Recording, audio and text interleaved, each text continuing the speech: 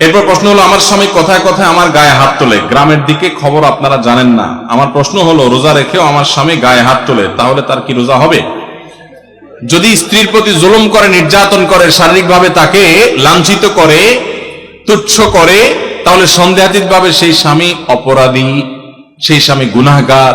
স্ত্রীর যদি অধিকার নষ্ট করে, তার প্রতি যদি জুলুম করে, কথায় কথায় গায়ে হাত তোলা অবশ্যই জুলুম।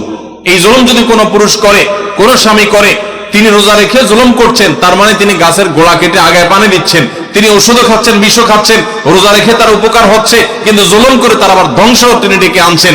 রোজার মর্ম যদি তিনি বুঝতেন, তাহলে এটা করতেন না। নবী সাল্লাল্লাহু আলাইহি ওয়াসাল্লাম বলেছেন, রোজাদার ব্যক্তির সাথে কেউ যদি ঝগড়া করতে আসে, সে বলবে, ভাই আমি রোজাদার, আমি ঝগড়ার উত্তর দিতে পারতেছি না।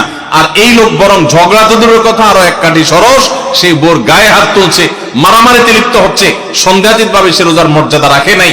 এই লোক প্রকৃত অর্থে রোজাদার না। তারপরও তার রোজা সে রাখা কন্টিনিউ করবে এবং রোজার মর্মটা বোঝার চেষ্টা করবে। আল্লাহর কাছে তার হেদায়েতের জন্য আপনি দোয়া করবেন এবং সবর করবেন, অন্যদেরকে দিয়ে তাকে বোঝাবেন। আমরা অনেক পুরুষ আছি এখনো স্ত্রীদের প্রতি জুলুম করি। আজকাল অবশ্য কিছুটা পাল্টে গেছে পরিবেশ, অনেক মহিলা আছে তলে তলে পুরুষদেরকে নির্যাতন করে। এই ঠিক ঠিক আওয়াজটা সবসময় এই জায়গায় জোরে শুনি, সব জায়গায় আমি। এর মানে হলো ঘরে ঘরে এটা চলতেছে। আপনারা সবাই কি এই এই এই এই এই সমস্যা পড়ছেন? সবাই?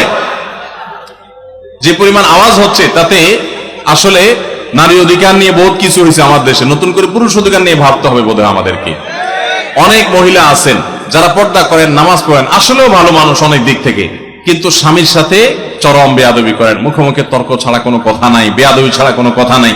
দেখুন, সেকুলার সমাজ ব্যবস্থা আমাদের মা বোনদেরকে উস্কে দেয়, অধিকারের নাম দিয়ে নানান কথা তাদেরকে ফুসলা ফাসলা শিখায় দেয়। সংসারটা ভেঙে ফেললে এর পরের ইতিহাসটা যে কত করুণ হয়, এটা আর সেকুলাররা জানতেও আসে না, জিজ্ঞেস করতেও আসে না। এই জন্য আমাদের মা বোনদেরকে আমরা বলবো, সবর করুন এবং যদি স্বামী অমানুষ হয় তাকে শাসন করার জন্য নানামুখী উদ্যোগ গ্রহণ করেন, কিন্তু হুটহাট করে বেয়াদবি করবেন, সংসার ভেঙে ফেলবেন, এর মাধ্যমেই সব সময় সমাধান হয় না।